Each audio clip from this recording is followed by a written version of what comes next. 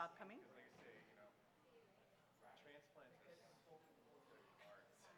Huh? Is he coming? Okay.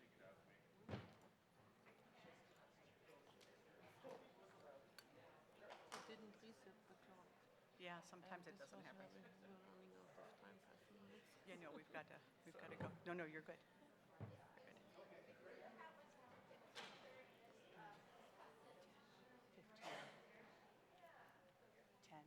15.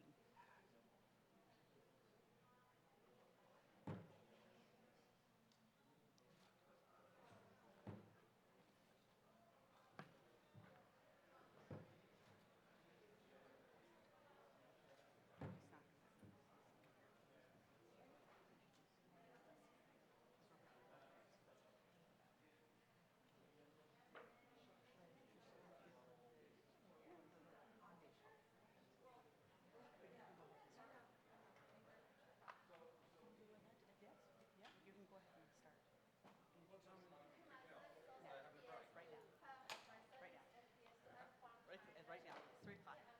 Right now. Right. The only one I'm not worried about is Jordan. I don't see him yet, but let's go ahead and start. Okay. Finish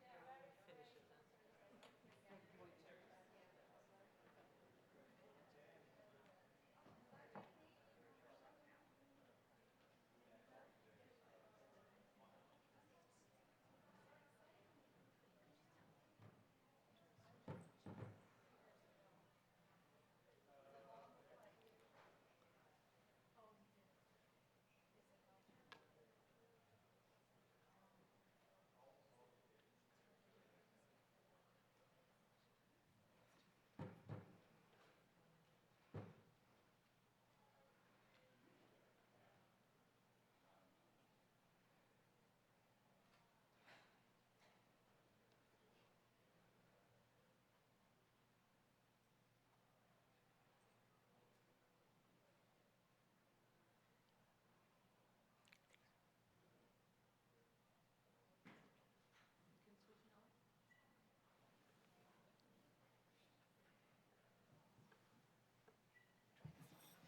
then. Can you turn the microphone on?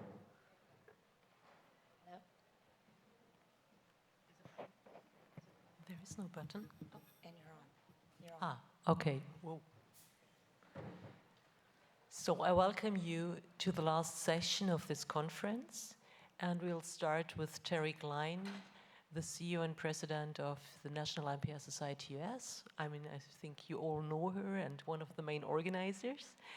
So, yeah, she will speak about collaborative efforts for caregivers, and I hand it over. Hi, everyone. I thought it would be a really nice way for, when Stephanie and I talked about the family conference, kind of wrapping it up with what do our communities look like and how can we build strong voices and be able to collaborate both within our country but on a global effort as well. And it kind of led us into this space about me talking about the communities and ecosystems and what does it mean to have a support group around you and what can the societies do for you and what can your fellow communities do for you as well within your countries. And so my talk on collaborative efforts for caregivers, Create Your Own Talk, is really a way for you to quickly develop an ecosystem so you don't feel as if you're an island by yourself. My session is slated for 30 minutes, but I'm going to try to do it a little quicker than that and cut it into 30 minutes, into 15 minutes, so that we can move along, because we do have a remembrance ceremony that will be taking place on the Bayview lawn right at 4 o'clock. So we're going to move forward.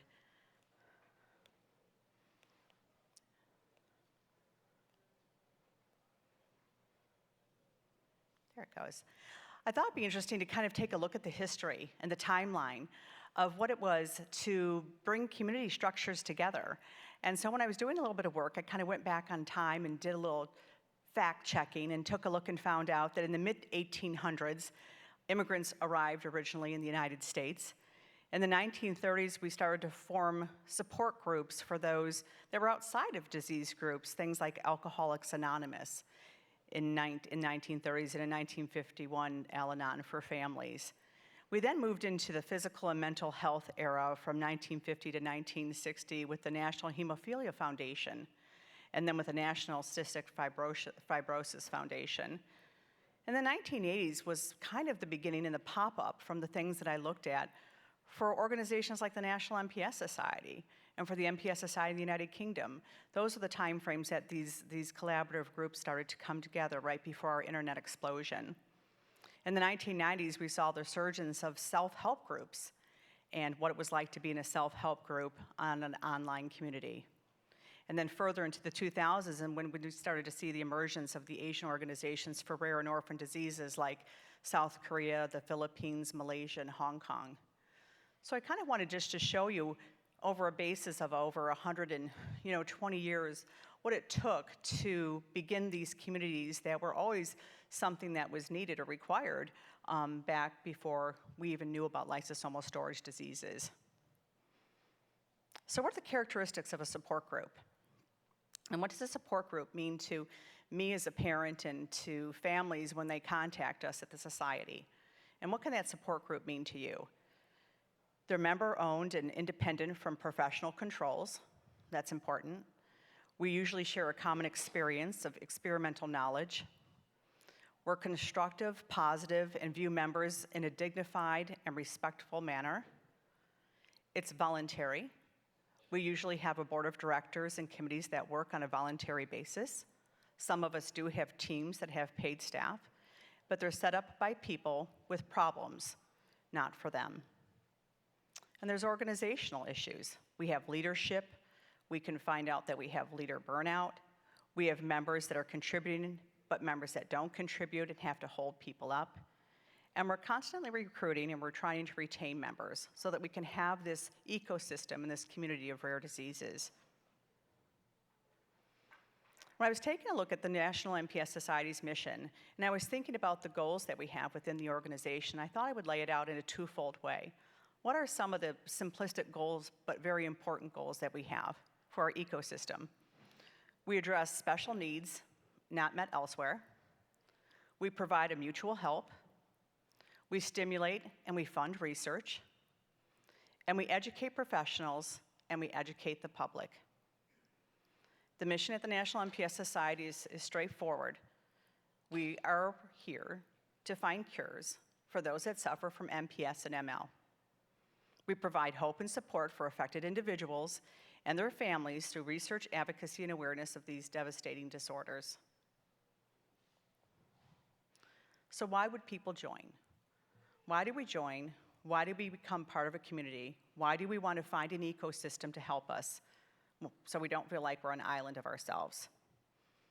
When I thought back over the past 15 years and the past 20, when my daughter was recently diagnosed back in 2000, 2001, I felt like I was an island of myself until I got a call from someone at the National MPS Society. And then I learned these things. It legitimized members' feelings. It provides knowledge and restores sense of control and eases feelings of powerlessness. They help to defeat feelings of isolation. They help parents become a unified force with a unified purpose. They provide a link between families and healthcare providers.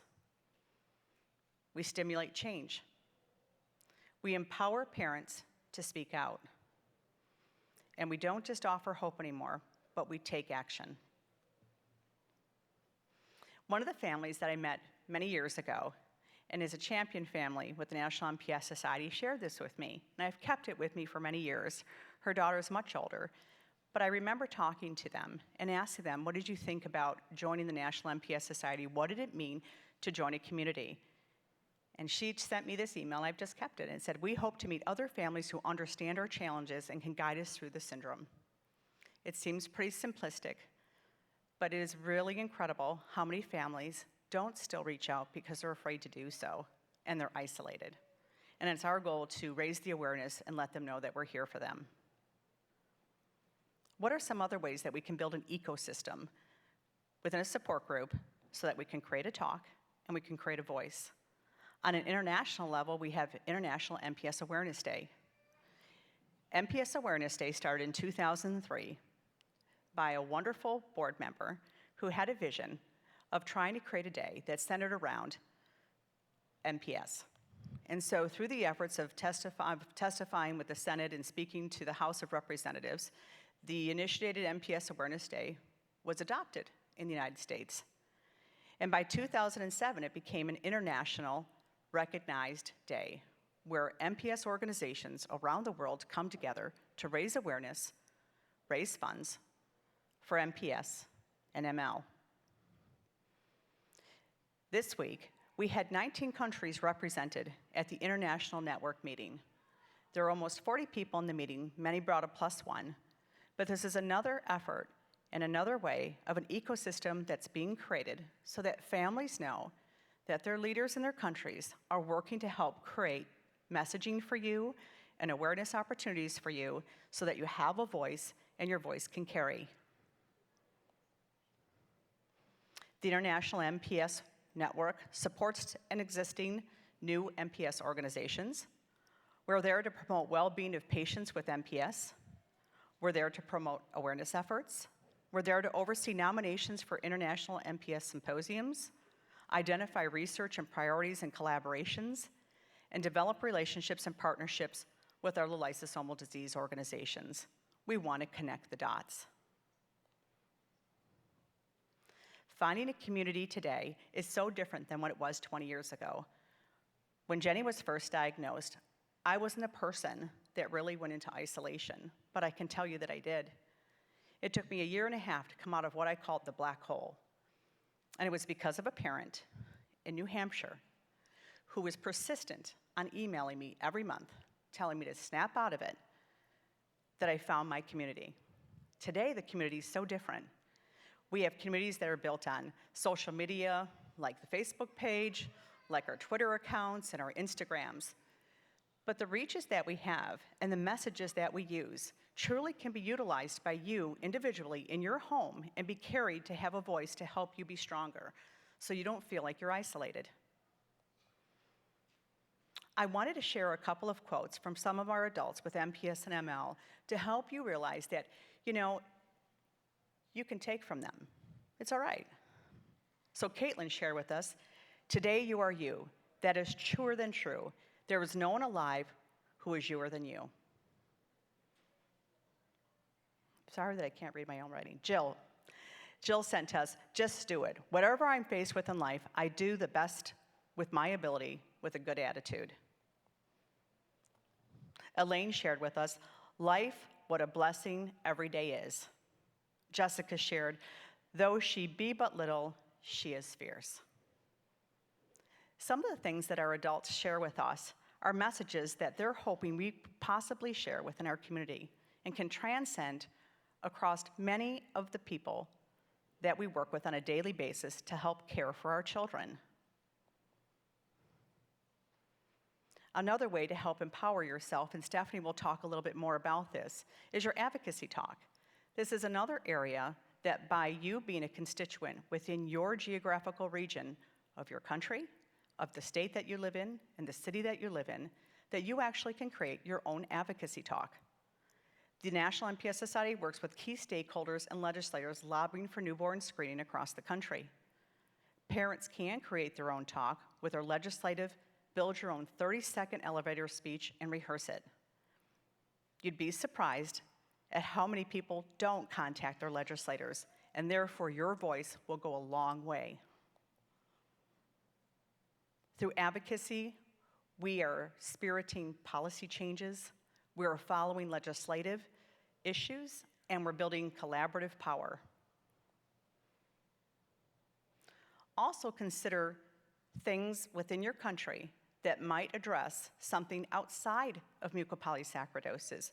Consider caucuses and rare disease coalitions that might be in your regions of the world. These are other areas of which you can raise awareness for MPS, and you can take a seat on the board and have a voice for mucopolysaccharides. It doesn't just have to be in the small ecosystem of the lysosomal storage disease community. Think about the larger scale rare disease coalitions. One more thing that I wanted to share with you was that another ecosystem is through our Connect MPS registry. Even if you feel that your voice isn't strong or you're not a person that feels strong enough to be in front of others, remember that the data that you have, the information that you have medically on your child, is critical to future research and to connecting the dots and helping us build a robust database for longitudinal studies so that we can have clear and concise clinical trial data that can be referred to.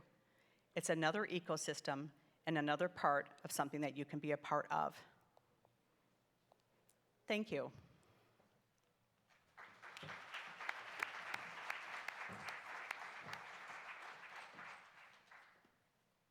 So for the next presentation, I hand over to Stephanie Bozarth.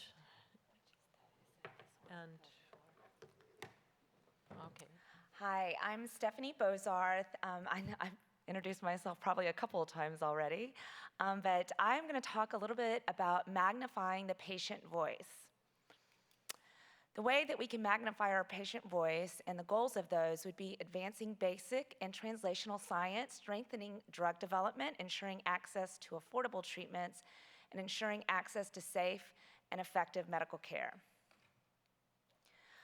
Basically, being an advocate is not that complicated. I believe that a lot of times when we first get into asking someone to share their voice and share their story to make change, they think, I don't know if I can do that. There's no skills, no experience necessary. You come as you, and you tell your story, and you promote change through that. You can weigh in the United States. You can weigh in on many policy matters. You don't have to have voted for that particular person. You don't necessarily need to receive government assistance, and you don't need to donate. You actually, as a constituent in each state, has a voice, and your legislator and key decision maker is interested because they want to stay in office. They also, in my understanding, and as many that I've talked to, they really are in there to do good. That is what brought them to office and serving the public. Now, I take a little bit of advice from the Dr. Seuss and the Lorax. Unless someone like you cares a whole awful lot, nothing is going to get better. It's not. The power of your voice. It makes the issue real. It makes it memorable. You can appeal to the emotion as well as the intellect of the person that you're talking to. You can shift it from a thing, an idea, into this is about people, whether it be disability legislation or trying to get access to treatment or health care. When you really actually start to apply a story to that, they can visualize how that is impacting that particular family and how it could be replicating over and over in different households. It also, because it gets to the emotion, it can inspire action. So where to raise your voice? And Terri already touched on this a little bit. Registries, newborn screening, but it can even be in curriculum in schools. As I am a mom of a daughter that is going into 7th grade, I actually go each year to talk to her class and her grade group about Rare Disease Day. I share slides that the National Organization of Rare Disease actually puts out to everyone in the United States to use. I use those slides, and they're updated every year. It's so easy. I also talk often to our genetics office in our hospital. You can raise awareness in your workplace.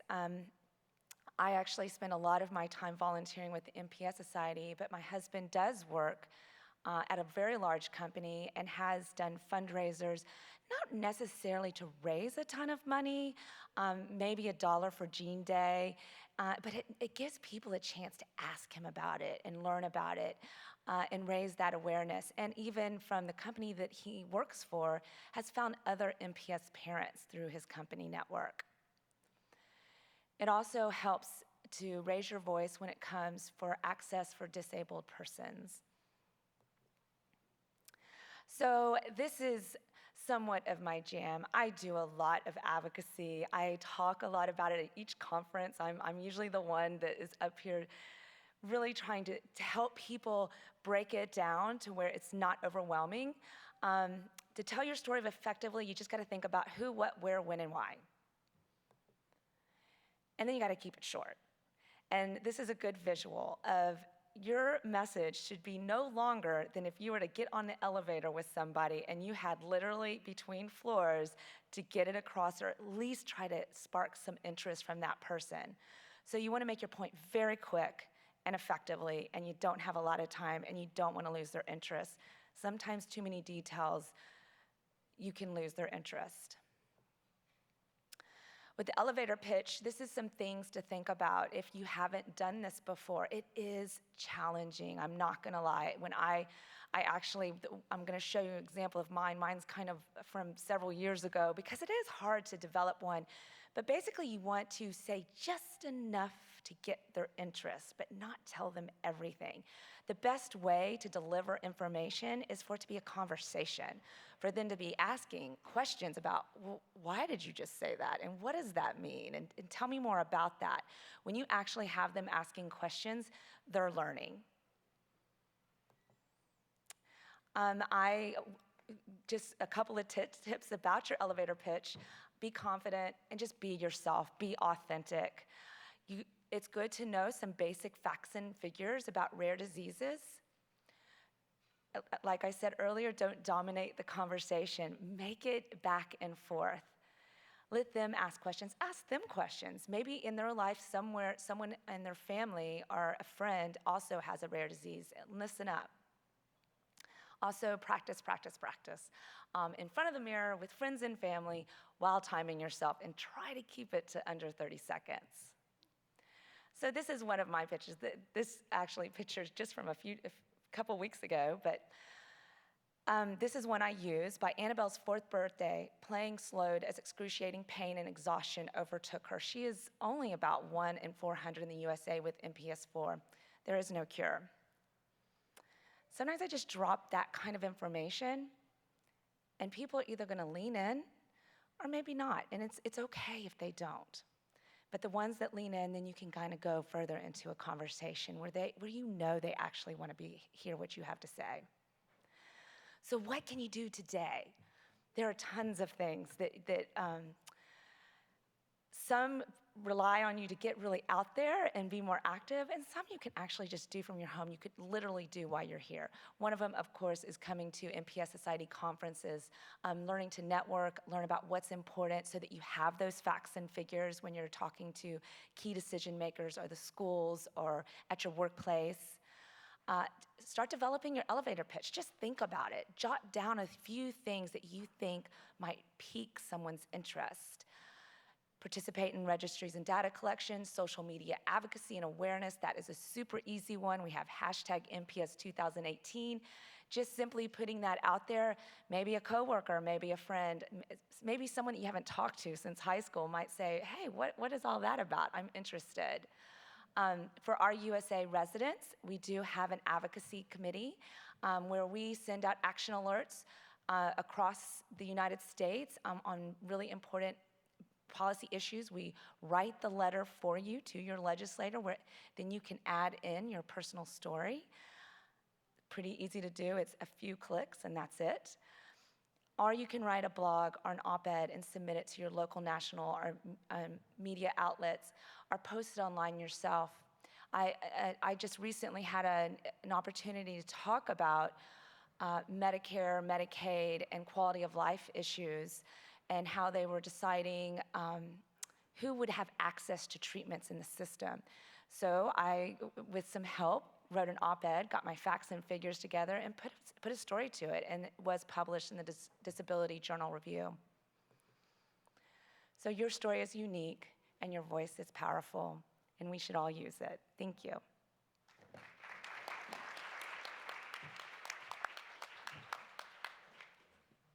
So our next presenter will be Bob Stevens from MPS UK, and he will talk on newborn screening. I hope so.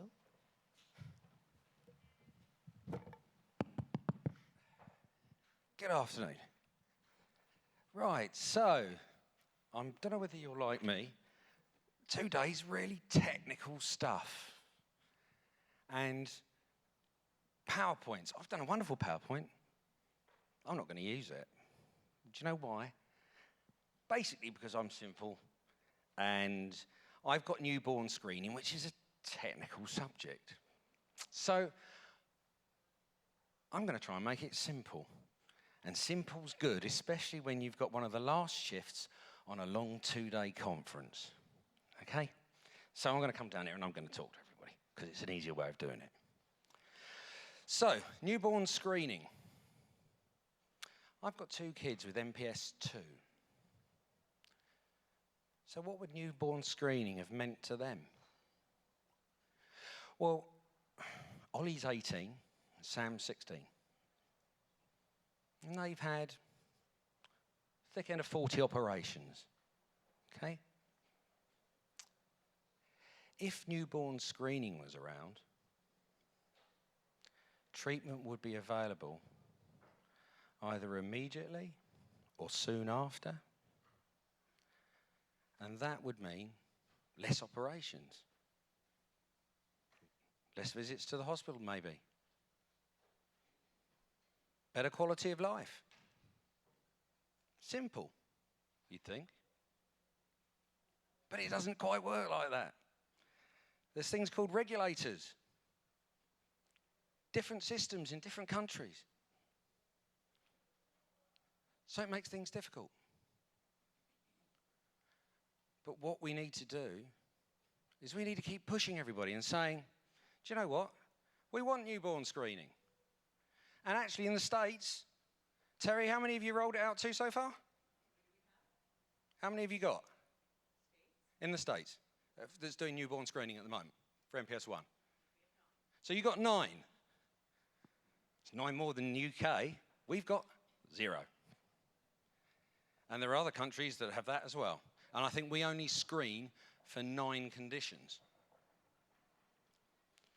So we all have a challenge, and that's we all have to do our little bit to make newborn screening a reality. And there are some questions about, is it right for everybody? You know, I've heard things where parents have said they really treasured that time where they didn't know that their child or what have you lived with an MPS condition. And I get that. Absolutely get that. But at the end of the day, it still boils down to us, really, if you get the treatment earlier, you will have a better quality of life. It's fairly simple. What makes it challenging for all of us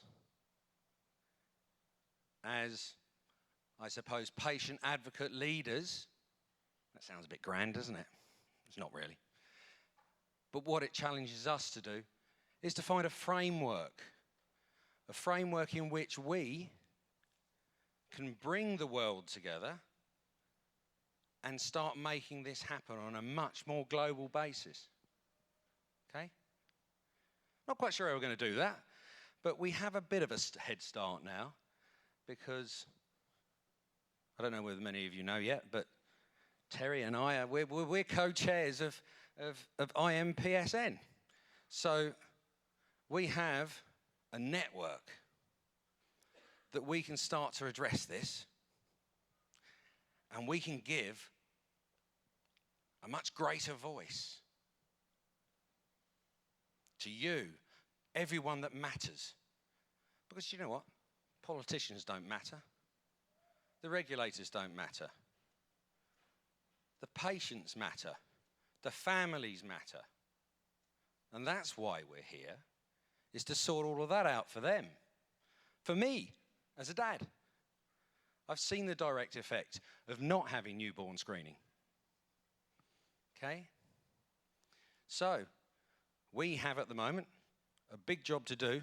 On top of the newborn screening, we have to magnify the patient's voice.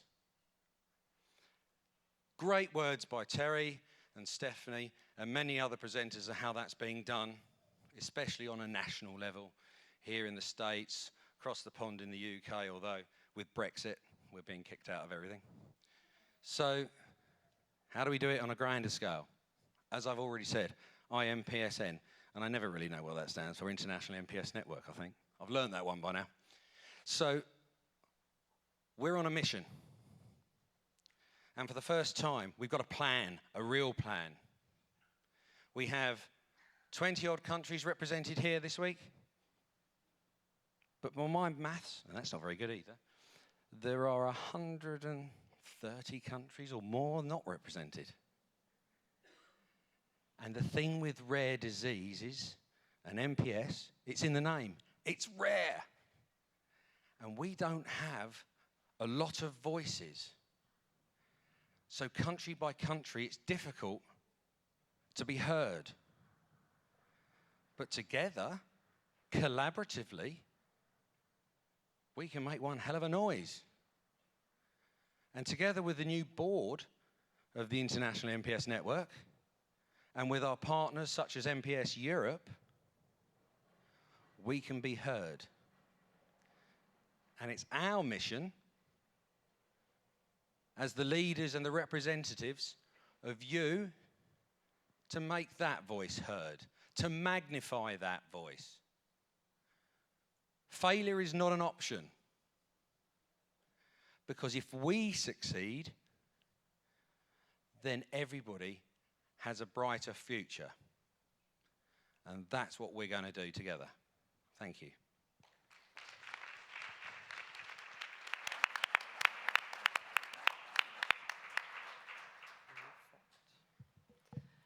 So now, last but for sure not least, Anna and Jordi from MPS Spain will present the next International Conference on MPS and Related Diseases 2020 in Barcelona.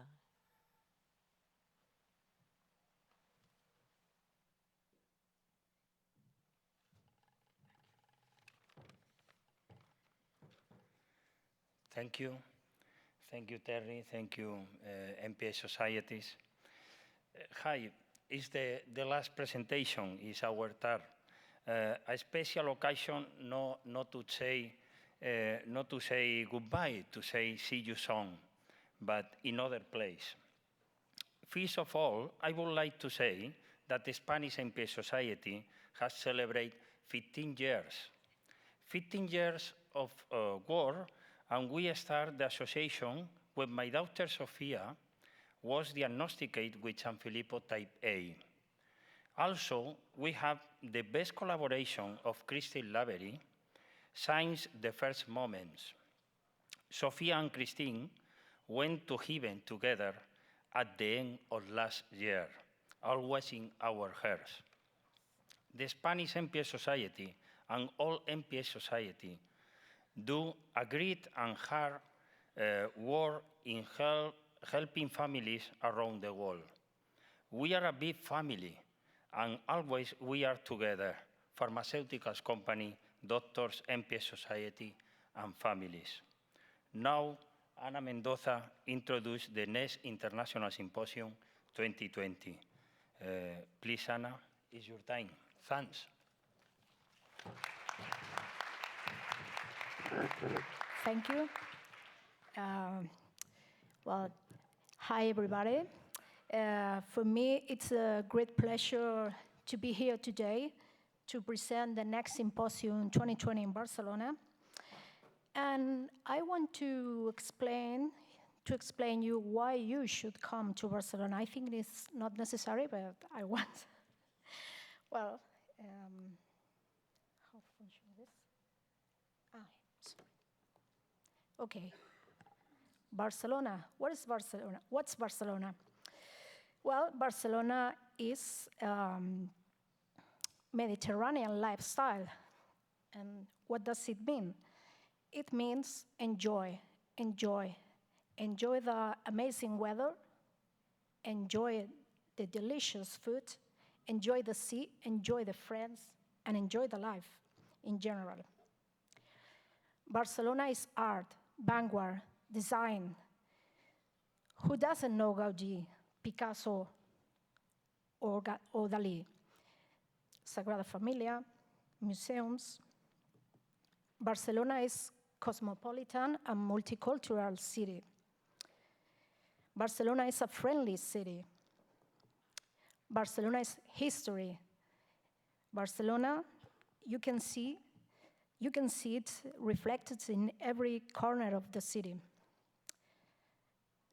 And of course, Barcelona is a great city for conferences and for great cultural events. And of course, for the MPS Symposium too. Okay, Barcelona is this and much more. I could spend hours and hours talking about Barcelona because Barcelona is my city and I love it. But we are out of time and we will be very fast with this. Now it's time to present the place where the symposium will be hosted. This is the CCIB. It's the International Center of Conventions of Barcelona. It's a modern and functional building. It's in the waterfront of the city.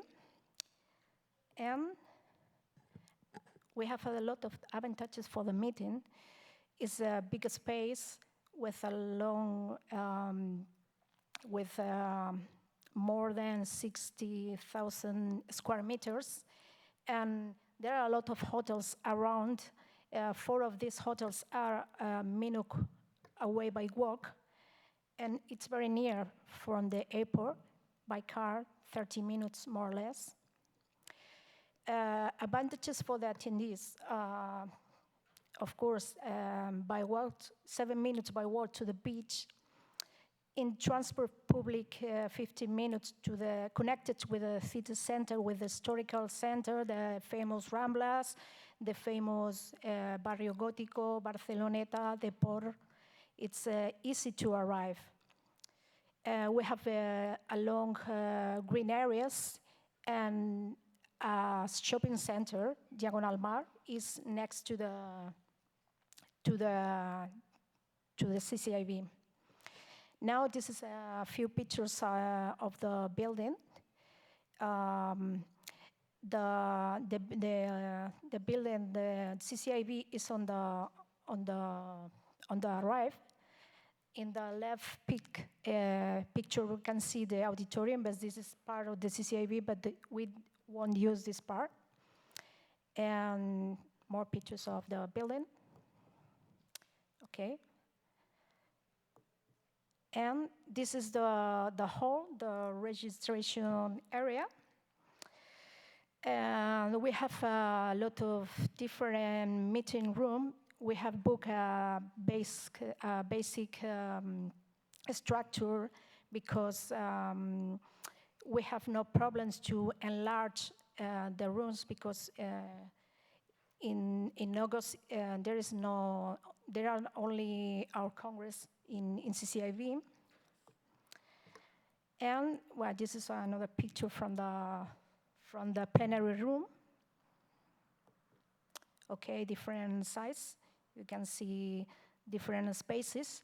The most important thing, we have a natural light. This is the banquet hall area. It's just in front of the sea, and you can dinner watching the sunset. This is very beautiful.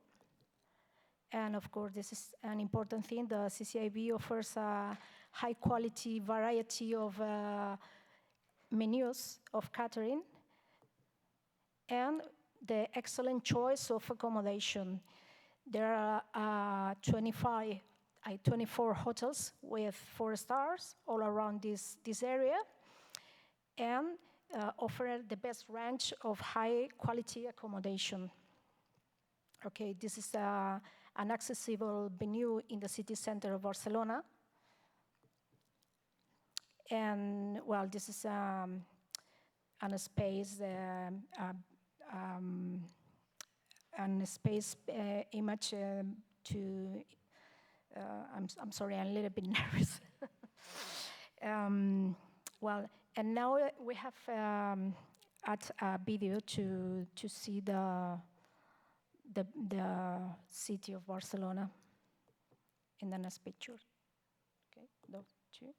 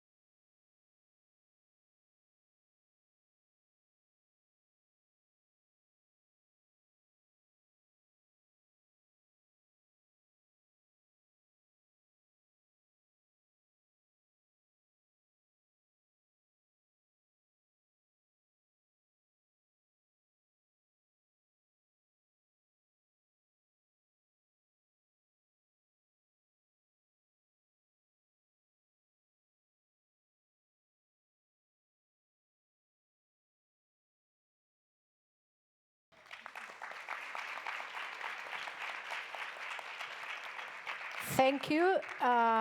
See you in Barcelona.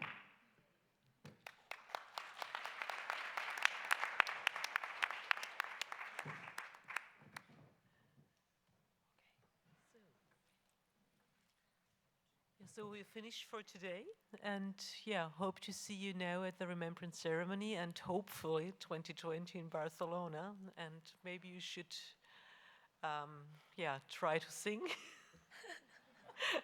I wish you all the best.